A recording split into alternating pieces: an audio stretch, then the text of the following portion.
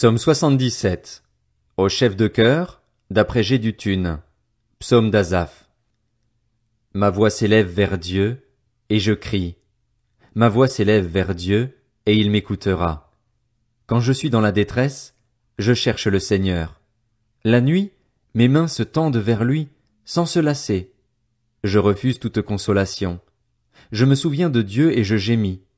Je médite, et mon esprit est abattu. Tu tiens mes paupières ouvertes? Je suis troublé, incapable de parler. Je pense aux jours lointains, aux années passées. Je me souviens de mes chants pendant la nuit, je médite dans mon cœur, et mon esprit s'interroge. Le Seigneur me rejettera-t-il pour toujours? Ne se montrera-t-il plus favorable?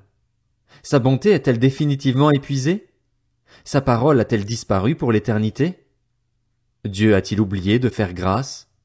A-t-il, dans sa colère, retiré sa compassion? Je me dis, ce qui fait ma souffrance, c'est que la main droite du Très-Haut n'est plus la même. Je me rappelle la manière d'agir de l'Éternel. Oui, je veux me souvenir de tes miracles passés. Je réfléchis à toute ton activité, je veux méditer tes hauts faits. Ô Dieu, tes voies sont saintes. Quel Dieu est grand comme Dieu? Tu es le Dieu qui fait des miracles.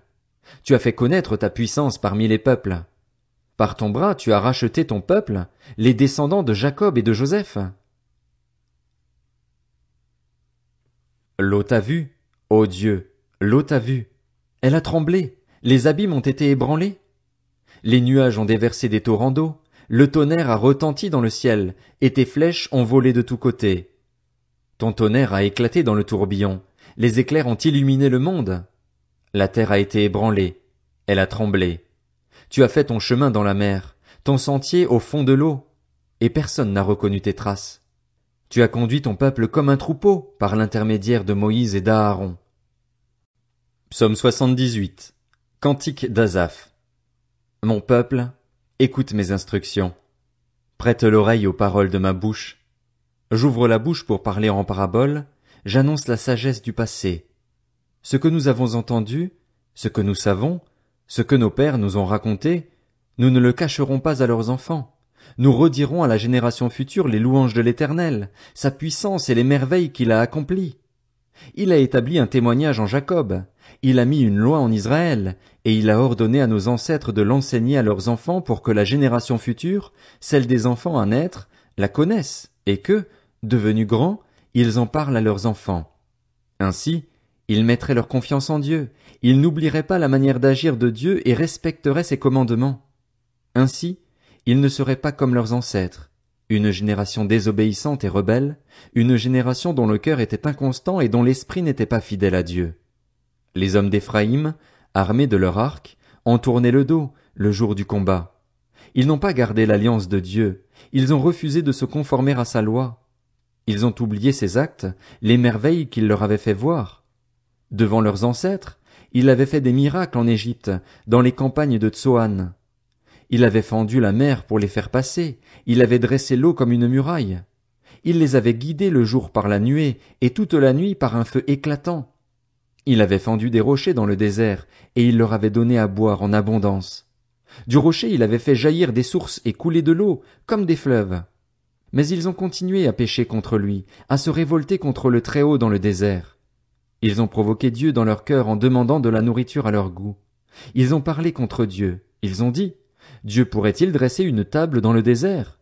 Voici, il a frappé le rocher et l'eau a coulé, des torrents se sont déversés. Pourra-t-il aussi donner du pain ou fournir de la viande à son peuple? L'Éternel a entendu cela, et il a été irrité.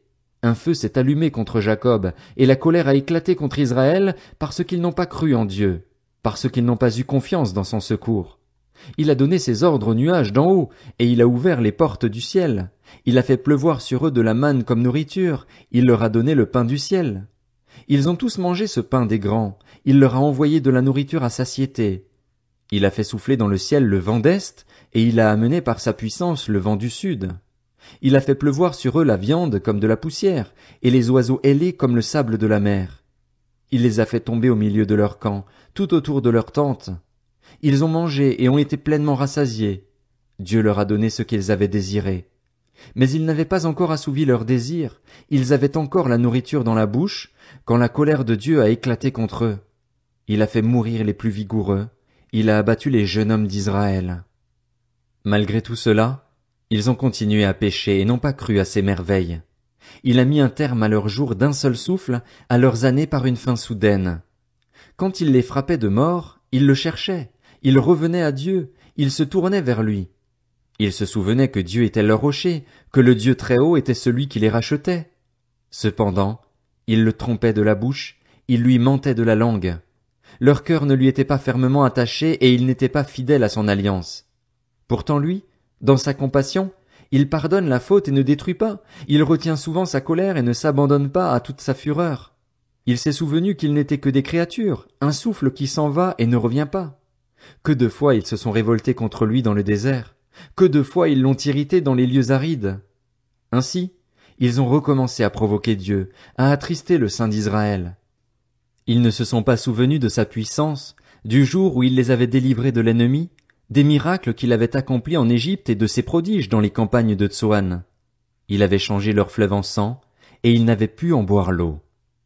Il avait envoyé contre eux des mouches venimeuses qui les dévoraient et des grenouilles qui leur apportaient la dévastation.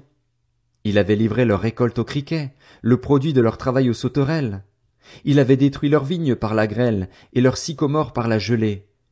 Il avait abandonné leur bétail à la grêle et leurs troupeaux à la foudre. Il avait lâché contre eux son ardente colère, la fureur, la rage et la détresse, une troupe d'anges de malheur. Il avait donné libre cours à sa colère, il ne les avait pas sauvés de la mort, il avait livré leur vie à la peste. Il avait frappé tous les premiers-nés de l'Égypte, ceux qui étaient les aînés des enfants sous les tentes de Cham. Il avait fait partir son peuple comme des brebis, il les avait conduits comme un troupeau dans le désert. Il les avait guidés en toute sécurité, pour qu'ils soient sans crainte, et la mer avait recouvert leurs ennemis. Il les avait amenés sur son saint territoire, jusqu'à la montagne que sa main droite avait conquise.